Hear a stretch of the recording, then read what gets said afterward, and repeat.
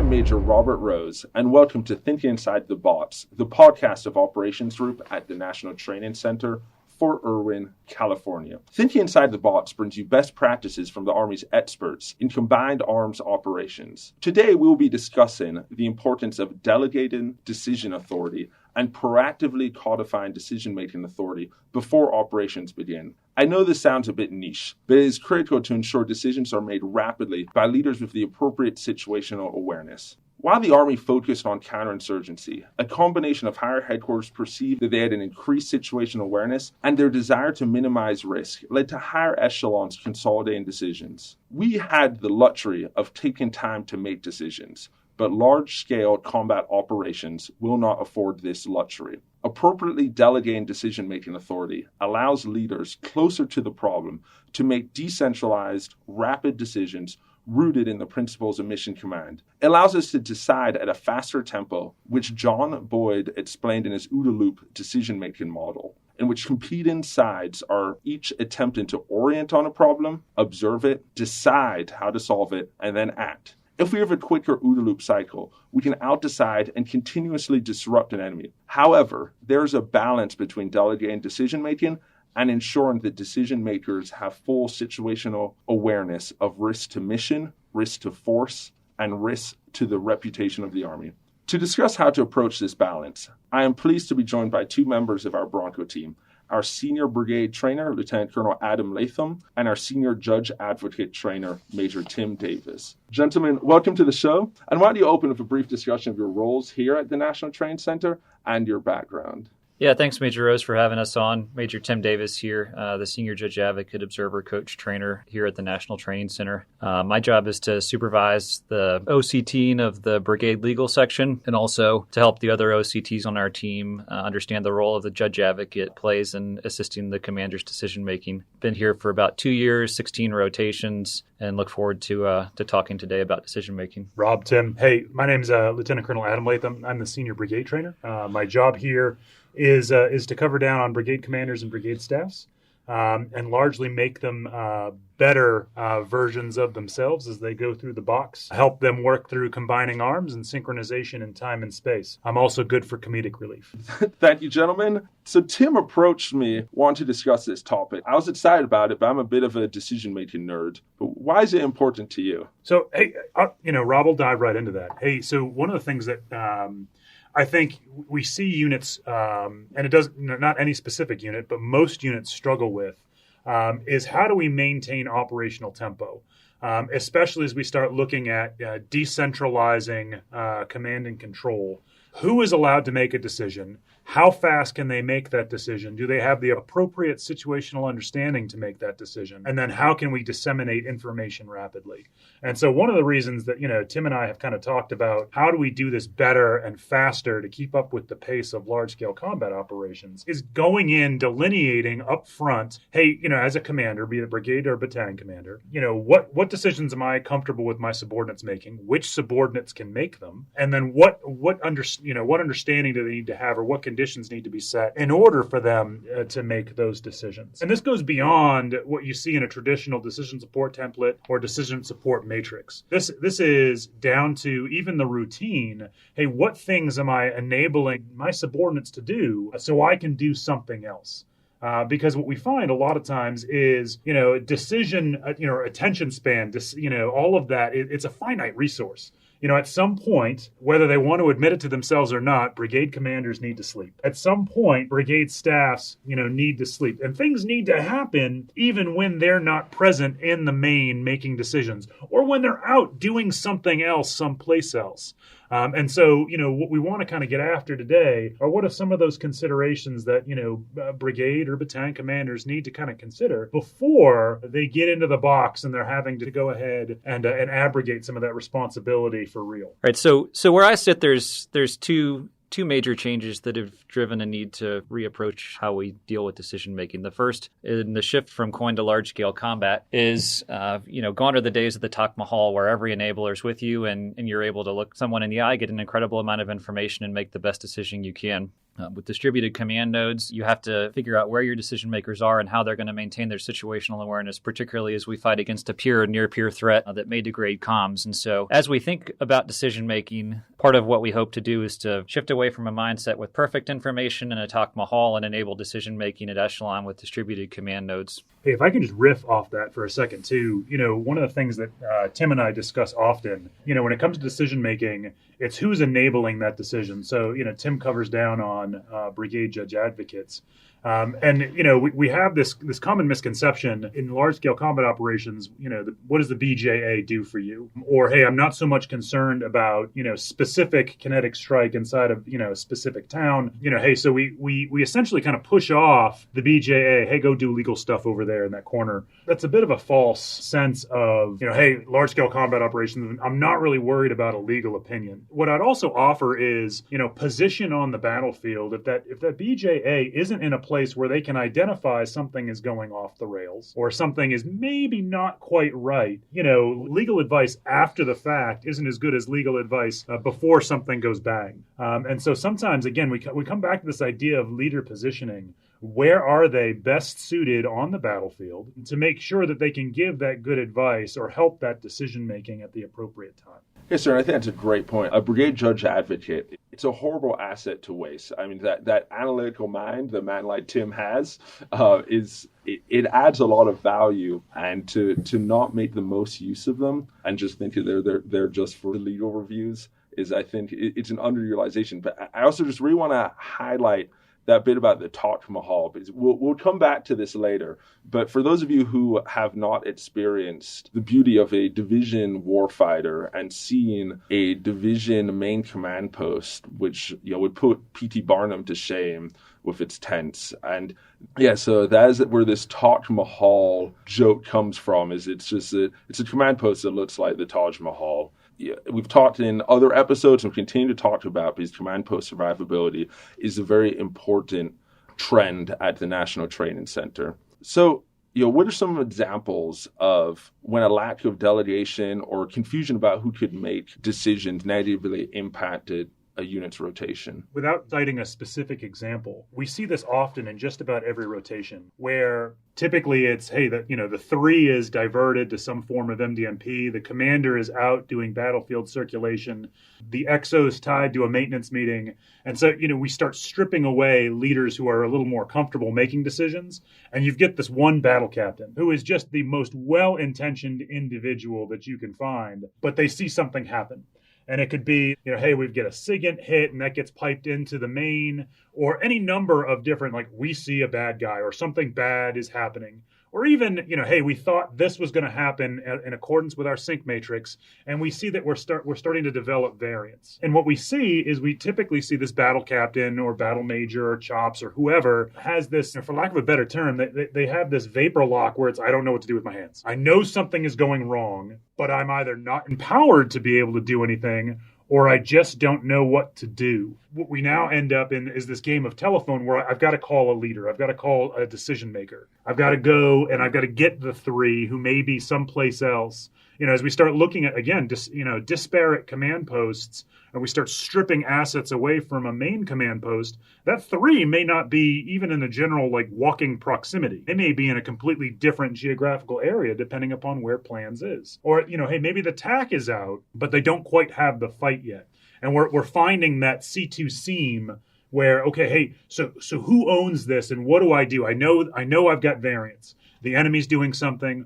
Something is going wrong. What we're asking for is some forethought in stratifying who can make that decision. Hey, for that battle captain, are you authorizing them to, maybe go ahead and clear ground? Can they do that? And maybe not. Maybe, hey, this is a new I don't even know this person. Oftentimes we may see that particular staff officer showed up 2 weeks before NTC started. I barely just learned their first name. Well, that's not good. I mean, hey, I haven't trained with them. I haven't necessarily certified them yet. Hey, I'm not comfortable with that. And so that may be a variable the commander has to think through before we get there. Some may not necessarily be comfortable or may not have the capacity to be able to do that well. And that's okay, but we have to train them first to be able to get them to, make sure we hit those wickets for clearing ground, for instance.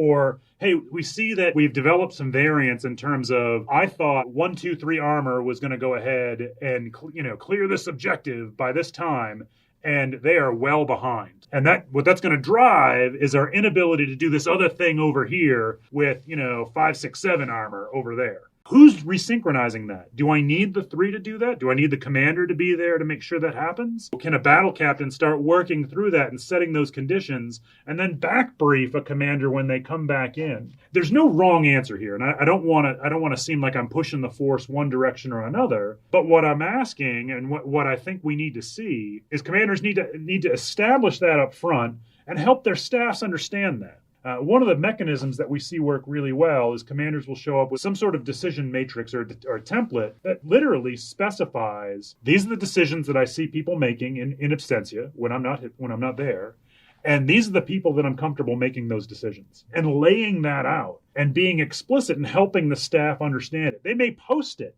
We've seen that happen in a couple of command posts, and that works really well to make sure you understand, hey, if, let's say, changing what the shadow is looking at, seemingly innocuous, but can have second and third order effects that can affect a fight pretty significantly, does the brigade commander need to be the one that makes that decision? Or can the 3 make it? Can the 2 make it? Who else can make that decision?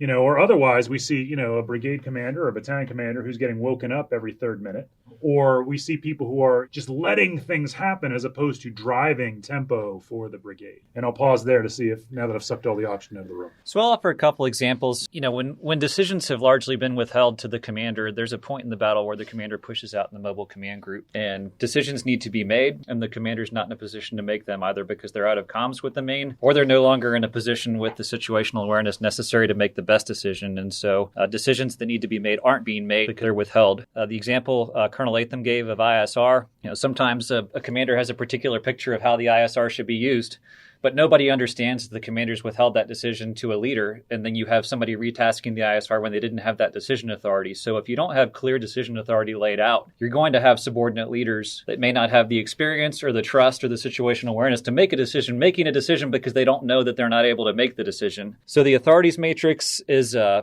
fighting product, is a great tool to ensure shared understanding across the staff, and it can act as a running estimate too. Colonel Latham highlighted looking through those decisions before you come. Part of that is figuring out how you're going to array your C2 nodes and where decision makers are going to be, because any delegation has to make sense with how the brigade fights. And then it's also something that can bear revisiting during different phases of the operation as you change how you fight, because obviously different decisions are going to be made with a limited objective for a battalion versus a brigade operation. Or you may be rearraying your C2 nodes and it drives a different decision. So posting that fighting product is a great way to ensure shared understanding, but also continually assessing whether or not those delegations make sense as you change how you fight is important too, because most brigades that come here attempt different arrays of C2 nodes while they're here, and one decision authorities matrix might not make sense.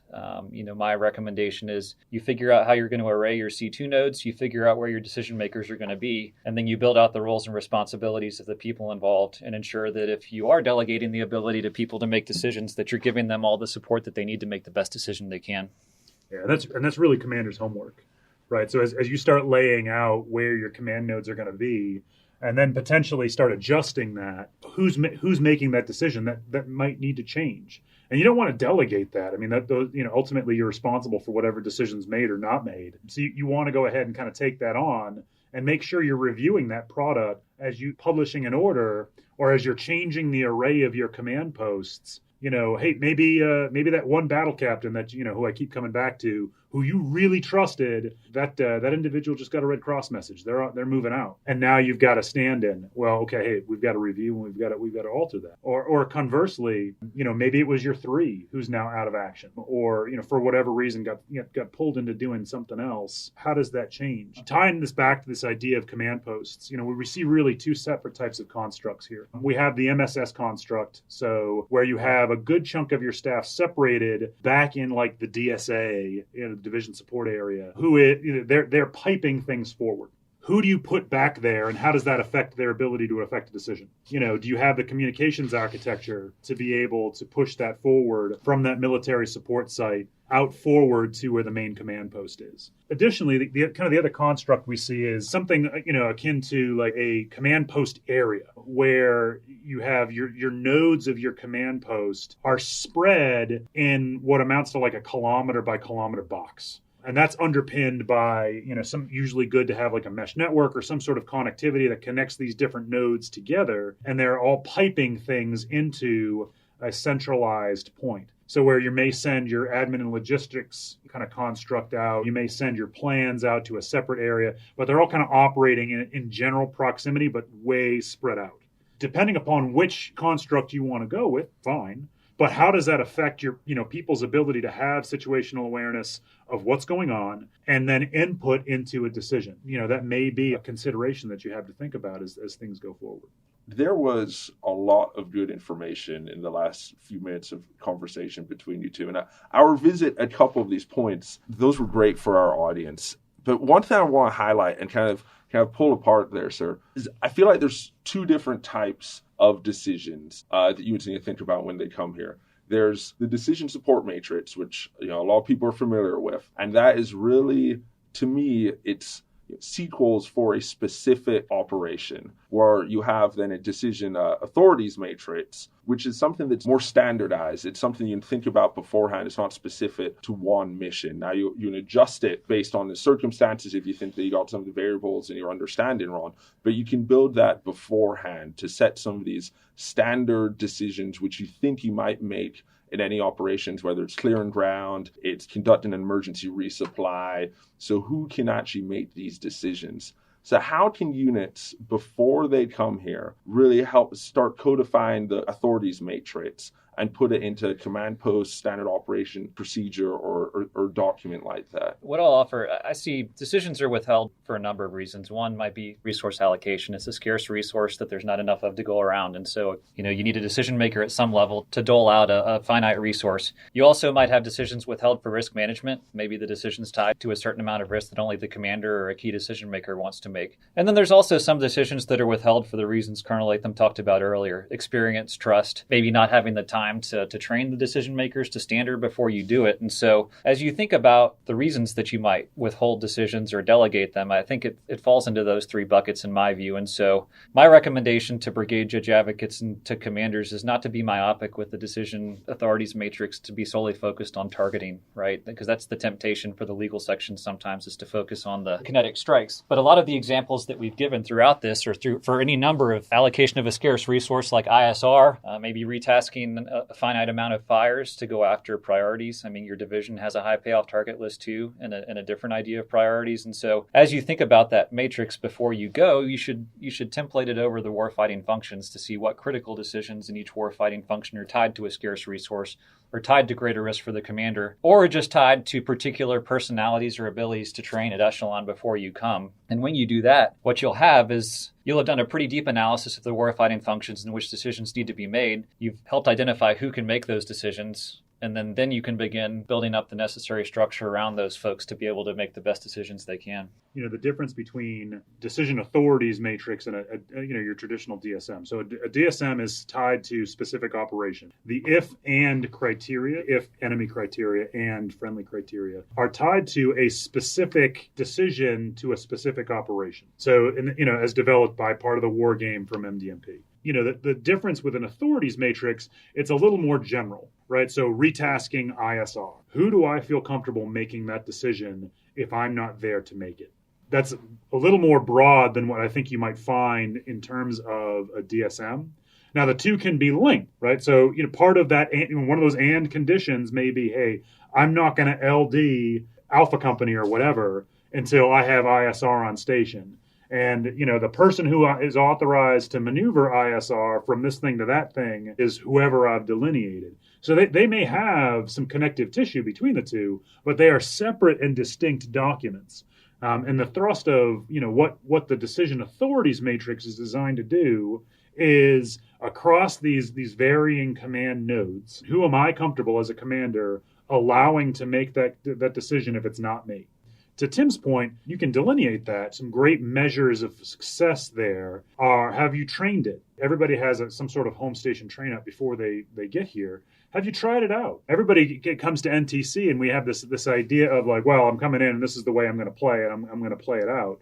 No, it's the National Training Center, not the National Testing Center.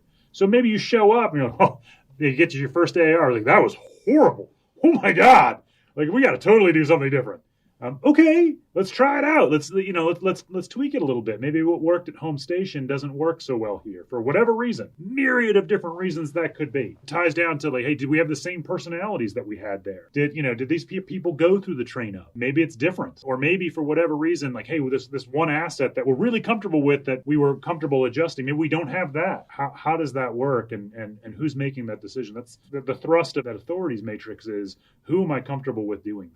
Part of that, too, if you train it at home station, it's an opportunity for the commander to describe their visualization of risk, right? Like Colonel Latham said, the commander has to go to sleep at some point. But if the commander is going to delegate decision authority to retask ISR, that's an early opportunity for the commander to say, here are the situations that I envision that we might do that, right? It could be maybe the commander's withheld non-precision guided munitions into a populated area. Like testing that out ahead of time is an opportunity for the commander to visualize risk and describe how they make decisions. Because like Colonel Latham mentioned a little while ago, although the commander's delegating the decision authority, they're not delegating the decision responsibility. Exactly. And so training that at home station ensures that you're not finding out that the person you delegated decision authority to didn't share your same assessment of risk. And I think we do that in a lot of other areas, but the decision authority that comes out here, if you haven't trained it before you get here, then you're going to find it out while you're here. One area of particular peril that I'll emphasize is even when brigades have laid this out well, they still generally have trouble during transitions. They might have a great decision authorities matrix laid out that relies upon their C2 nodes being in place and everything being stable. But at some point, the main command post breaks down and moves, either a planned jump or a non-planned jump. And if they haven't thought through the transitions, then the main command post breaks down, the TAC takes the fight. And if the decision authorities matrix doesn't match what the TAC has there, then all of a sudden either no one's making a decision that needs to be made, or you have some people making decisions who you didn't plan on making decisions that you haven't had the chance to prepare. So as you come up with your decision authorities matrix and you look at the roles and responsibilities and where your nodes are, you also have to consider what that's going to look like as you jump, what that's going to look like if nodes go down or if comms go down, and think through those contingencies so that your authorities matrix has to survive first contact. It's training in friction. We talked about crawl, walk, run in so many other areas, but with command posts, with these decisions, it's one thing to make it, in a nice air-conditioned mission training center when you're doing a command post exercise. It's another when you're in the field, or when that battle captain needs to make a decision when he cannot reach a brigade commander, when he can't reach the operations officer potentially, and just building that level of comfort, and then the brigade commander being able to look back at the decisions that battle captain made and actually be like, yeah, that was good, that worked, or no, we need to tweak this. I want to come back to thinking about this in terms of warfighting functions, and I think that's always a great just mental framing for any problem, to ensure that you have checked through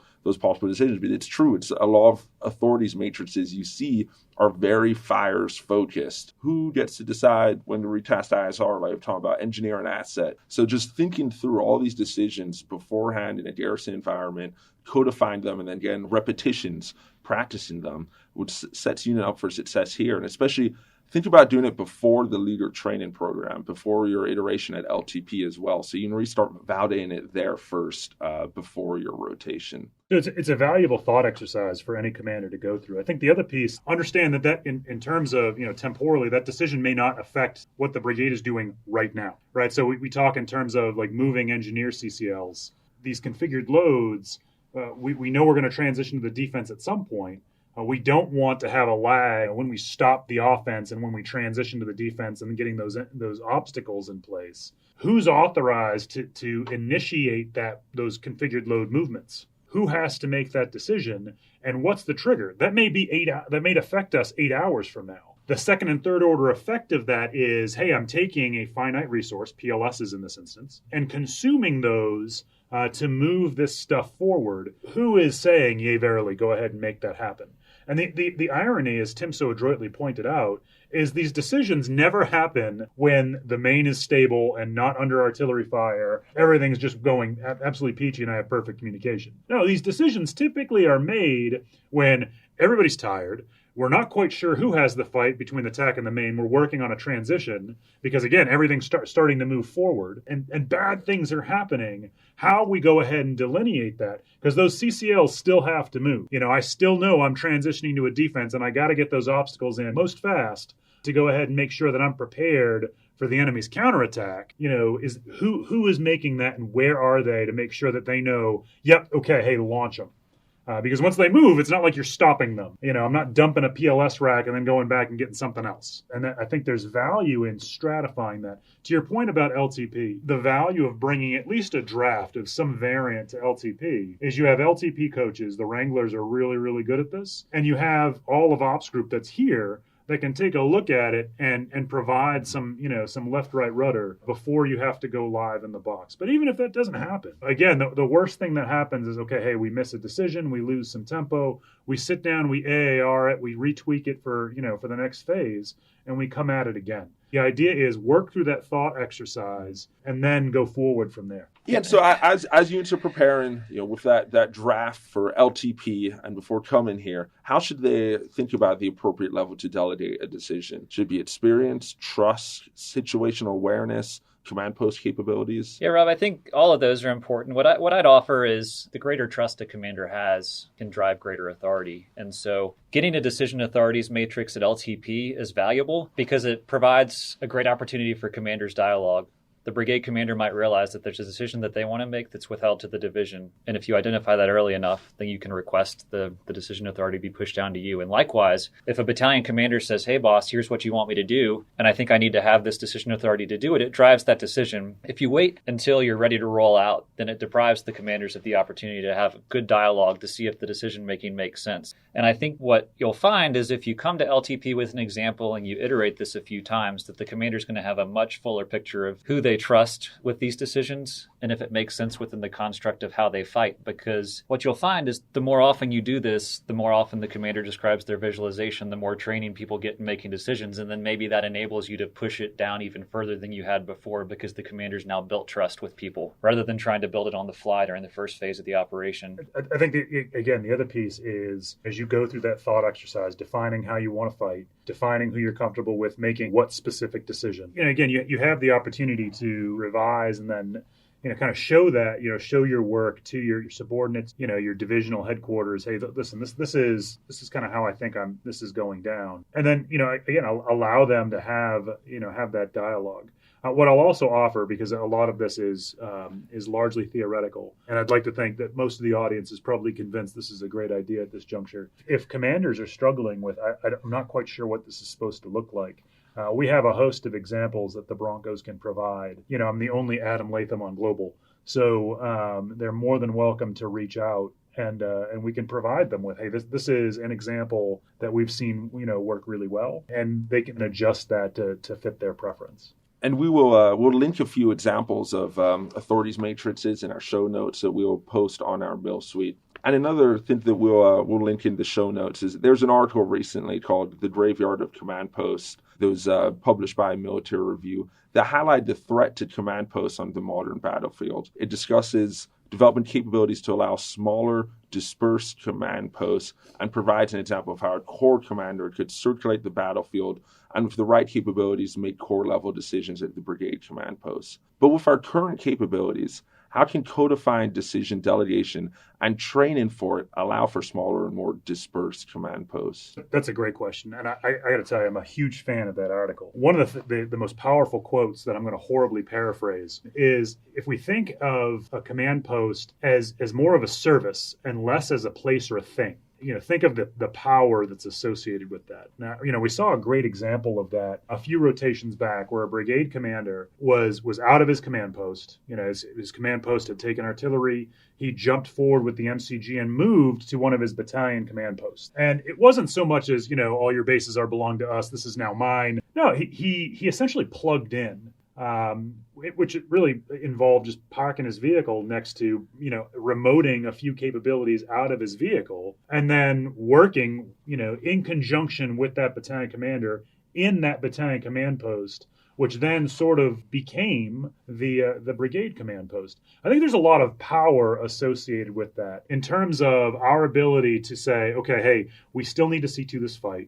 The main command post is either moving or it's currently untenable. Who and what systems do I need to bring with me to be able to continue to fight this fight from wherever I am?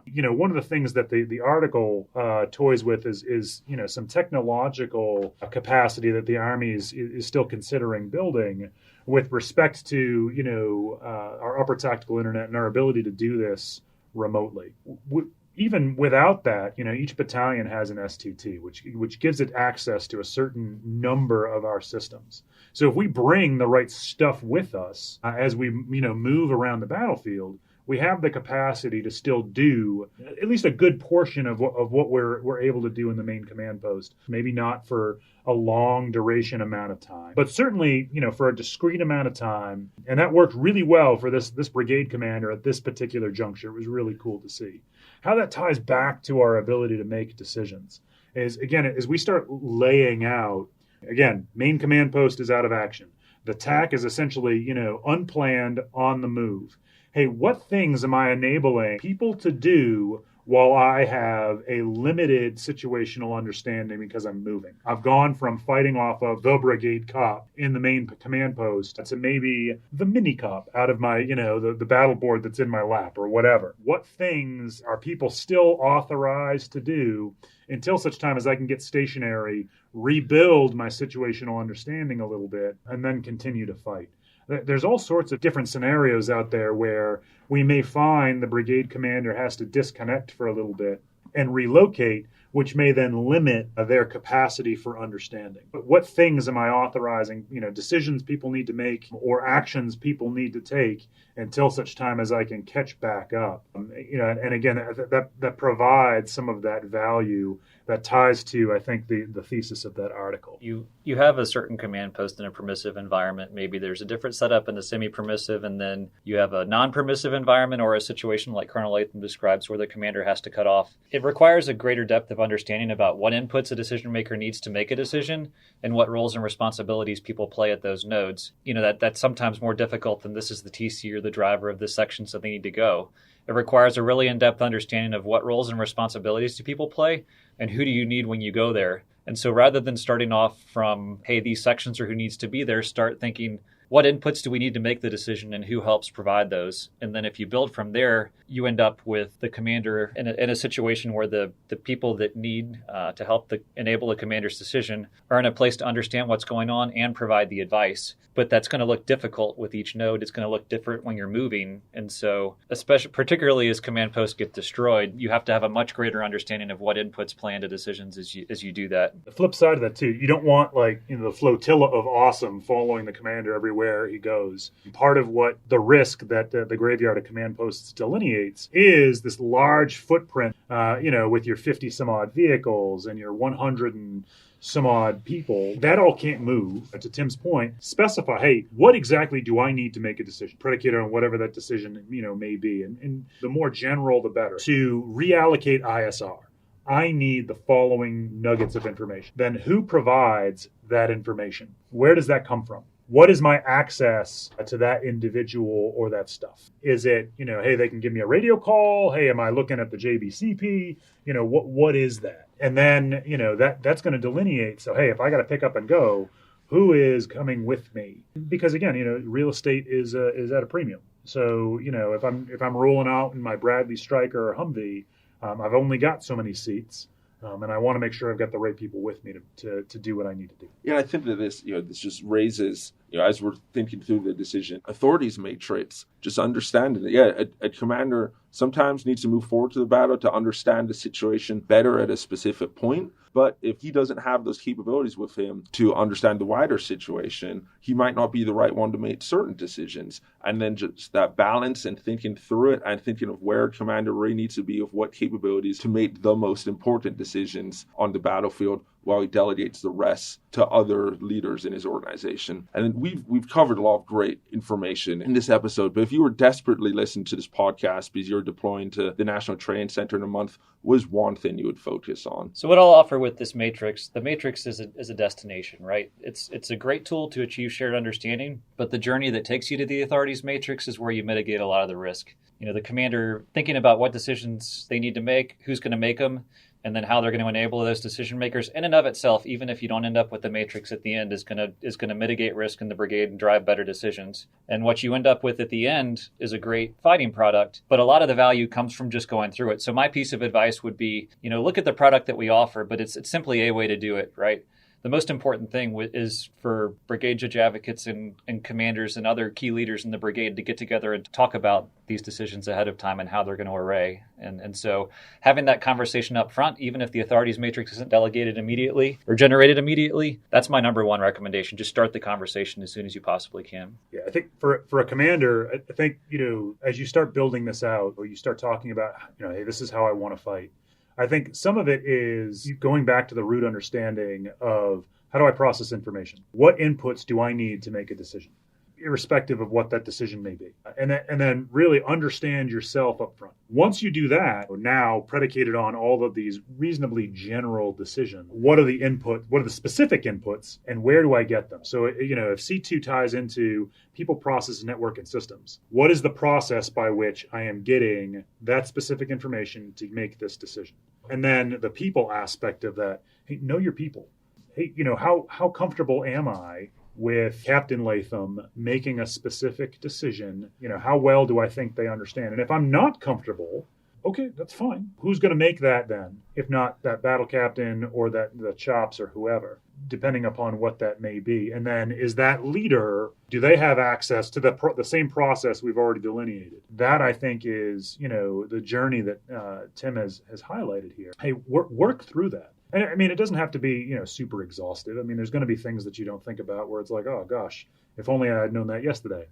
That's fine. But I think as you lay out what those criteria are, and you start kind of working through and going through the journey as he highlighted, the end state of which is, we've cultivated this common understanding throughout the formation of this is how I make decisions. This is what the process by which I get the information that I need to make that decision. And then these are the people responsible for who's going to make that decision. Now, once that's done, now we can start delineating, all right, where do they need to be? What systems do they need to have to make sure that, hey, that network they can network that and we can work that process distributively if required, assuming that we can't all be together, all happy in one big room.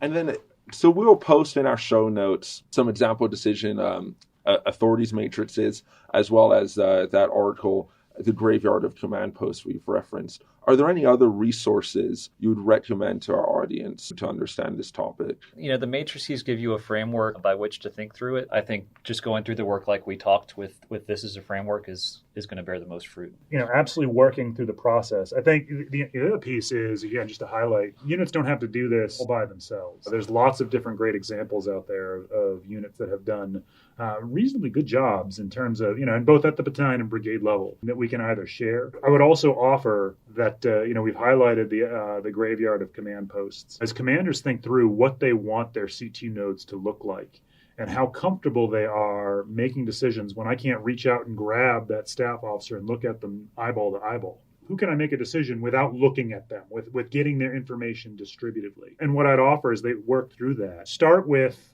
everybody together, and then start thinking through who you can farm out. There's no one size fits all. It's much more from a commander's perspective, what's the input, and then who can I do without?